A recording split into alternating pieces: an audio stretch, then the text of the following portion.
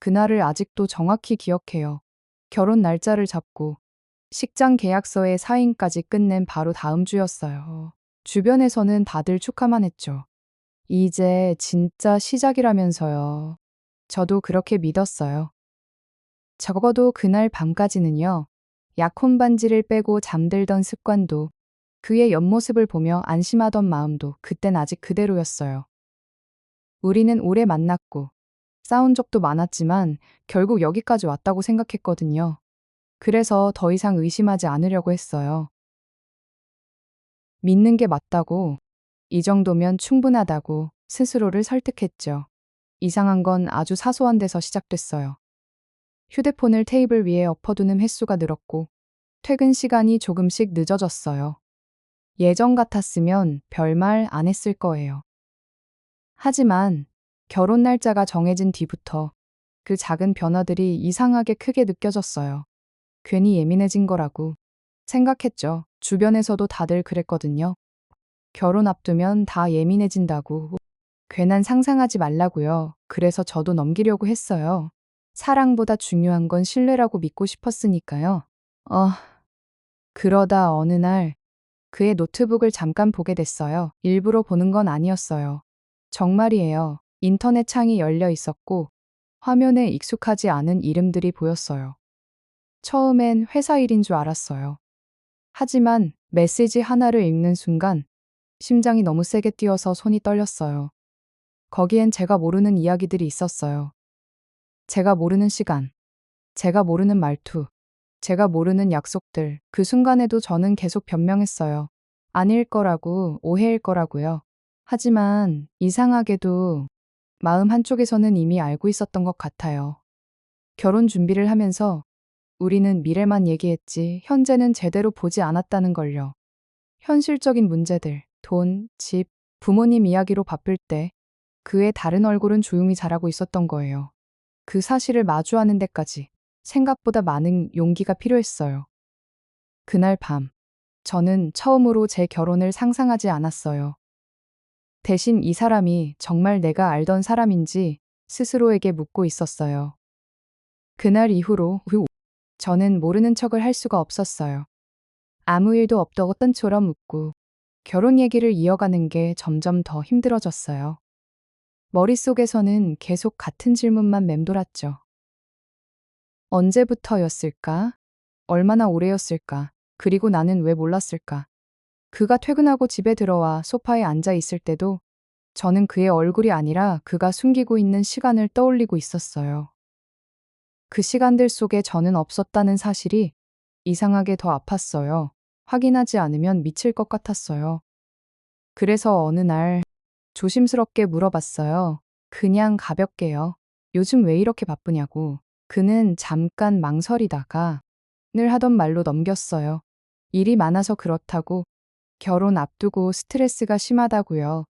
그 말이 틀린 건 아니었어요. 하지만 진실도 아니었죠. 그날 저는 처음으로 그의 말을 믿지 않았어요. 믿고 싶지 않았다는 게 더 정확할지도 몰라요. 며칠 뒤 우연처럼 보이게 다시 노트북을 열었어요. 이번엔 도망치지 않겠다고 마음먹었거든요. 메시지들은 생각보다 많았고 생각보다 일상적이었어요. 특별한 말은 없었지만 그게 더 잔인했어요. 마치 또 다른 삶이 자연스럽게 흘러가고 있는 것 같았거든요. 저와의 삶과 겹치지 않는 조용한 평행사처럼요. 그걸 보면서도 저는 울지 않았어요. 너무 현실적이라 오히려 감정이 멈춰버린 느낌이었어요. 이상했던 건 분노보다 허탈함이 먼저 왔다는 거예요. 배신당했다는 생각보다 내가 모르는 사람이 옆에 있었다는 사실이 더 무서웠어요. 결혼이라는 말이 갑자기 너무 무겁게 느껴졌어요. 평생을 약속하기엔 우리는 서로를 정말 알고 있었을까? 그날 밤 그는 아무것도 모른 채 잠들었고 저는 혼자 천장을 보며 계산을 하고 있었어요. 이 관계를 지키는 게 맞을지 아니면 여기서 멈추는 게 맞을지요. 며칠 동안 저는 아무 말도 하지 않았어요. 그게 제 나름의 마지막 배려였던 것 같아요. 아니면 마지막 도피였을지도 모르죠.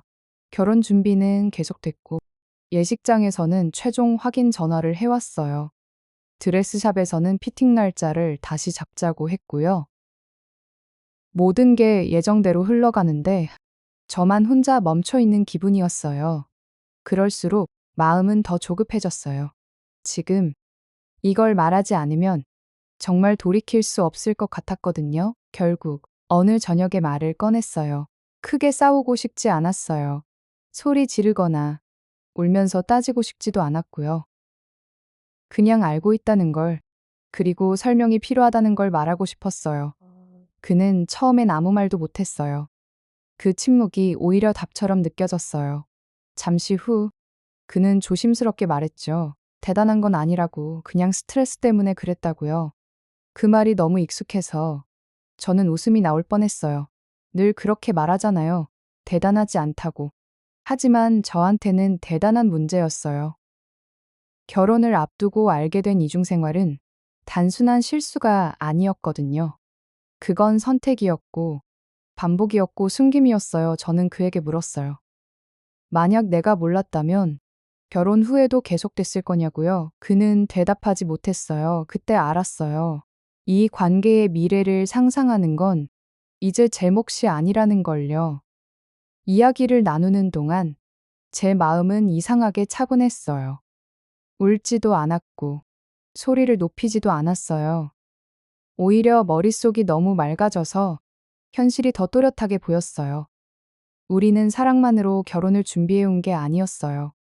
시간, 비용, 부모님, 체면, 그런 것들이 우리를 여기까지 끌고 온 거였죠. 그래서 더 무서웠어요. 이대로 가면 나중에 후회해도 되돌릴 수 없을 것 같았거든요. 그날 밤, 저는 처음으로 결정을 생각했어요. 이 결혼을 정말 해야 할지, 아니면 지금 멈춰야 할지. 답은 아직 나오지 않았지만, 적어도 한 가지는 분명했어요. 모른 척한 채로는 더 이상 앞으로 갈 수 없다는 것. 그 결정을 내리기까지 며칠 밤을 지새웠어요. 잠을 자면서도 그의 얼굴과 제가 본 메시지들이 머릿속을 떠나지 않았어요. 사랑이라는 말로 포장된 우리의 관계가 사실은 얼마나 균열이 있었는지를 생각하면 숨이 막혔죠. 다음 날 아침, 평소처럼 커피를 만들고 창밖을 바라보면서 마음을 정리했어요. 이제는 도망치거나 눈 감아줄 수 없다는 걸 스스로 인정했죠. 결혼 준비를 계속하면서도 저는 주변 사람들을 피하게 됐어요. 부모님은 다들 행복한 결혼 준비만 기대하시고 친구들은 드레스며 웨딩홀 이야기를 나누고 있었어요. 그 속에서 저는 혼자가 된 기분이었어요. 웃고 있지만 속은 무너지고 있었고 말 한마디 없이 마음속으로 수천 가지 시나리오를 돌리고 있었죠. 이혼이나 약혼 취소라는 단어가 떠오르면서도 그걸 현실로 상상하면 너무 아프고 무서웠어요. 그러던 어느 날 저는 다시 한번 솔직하게 그에게 물었어요. 왜 나한테 숨겼어? 그의 눈을 보며 말했죠. 그는 잠시 고개를 숙였고 긴 침묵이 흘렀어요. 그 순간 저는 오히려 감정이 폭발하지 않았어요. 대신 마음속으로 단호하게 결심했죠. 사랑만으로 결혼할 수는 없다는 사실, 믿음 없이 앞으로 나갈 수 없다는 사실을요. 그날 밤, 우리는 처음으로 제대로 대화를 나눴어요. 숨기고 변명하는 대신 서로의 현재를 직면했죠. 그 대화 이후 저는 스스로에게 질문을 던졌어요. 내가 이 사람과 평생을 함께할 수 있을까? 답은 여전히 쉽게 나오지 않았지만 마음 한쪽에서는 이미 답을 알고 있었던 것 같아요. 결혼은 두 사람만의 사랑으로 만들어지는 게 아니라 서로의 삶과 현실까지 함께 감당해야 하는 선택이라는 걸요. 그 사실을 받아들이는 순간 오히려 마음이 조금 가벼워졌어요. 결혼 날짜를 앞두고 알게 된 이중생활은 단순한 배신을 넘어 제 삶을 다시 바라보게 만들었어요. 사랑이란 감정만으로는 완벽한 결혼을 만들 수 없고, 신뢰와 솔직함 없이는 평생을 이어갈 수 없다는 현실을 보여줬죠. 그 밤, 저는 처음으로 진짜 제 마음과 마주하며 결정을 준비했어요. 눈물도 화도 후회도 뒤섞였지만, 이제는 스스로를 속이지 않기로 했어요.